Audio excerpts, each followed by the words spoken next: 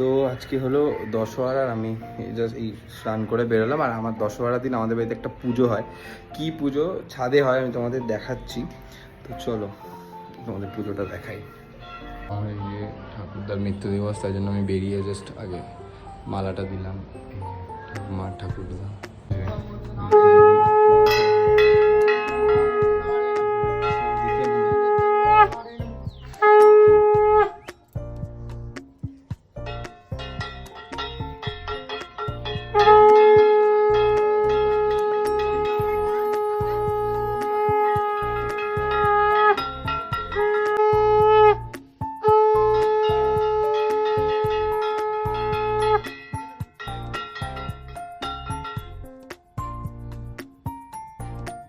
আজকে কি খুব গরম পড়ে মা? মা আজকে কি ও বৃষ্টি, কিন্তু কিন্তু বৃষ্টি হবে বলে তো মনে হচ্ছে না চারিদিকে দেখে। বাপরে,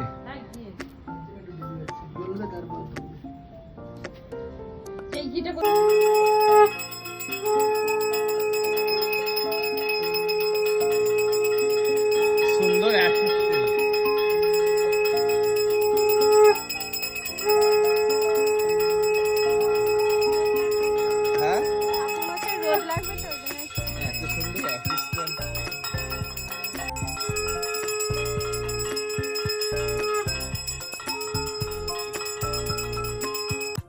ও এনাকে আমার দিদি কাজ করছে। এ বাবা, আমি এখন গুছিয়ে নিয়ে যাই, একটু সুন্দরকে একটু জল দিয়ে নিচে গিয়ে। আমি এই প্রথম দেখছি আকাশ থেকে পুজোতে আসবো। আমি সবসময় খাই, সেটা আমার লোকেরা জানে। সব জোগাড় করে দেবে, তারপরে পুজো করবে। এটা ব্লগে শুনলে খুব ভালো হবে। বলছে ঠাকুর খাওয়া হয়ে গেছে, এবার আমরা নাকি মিষ্টি খাবো। মিষ্টি খাওয়ার জন্য এসেছি।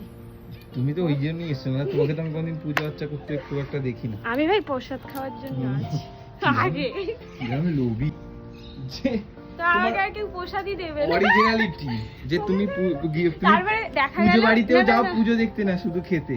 আর যারা বলে যে আমরা খাওয়াবো না, ধরো মানে ধরো ভালো মন্দ খাবে না, তাদের বাড়িতে পুজো দিতে ওর যাবে না। মতন না, না সেটা দেখো, আমি সবাই খাইও, জানে। আমি চেহারাটাও মানে খুব রোগা নয়, মোটকাই আছি।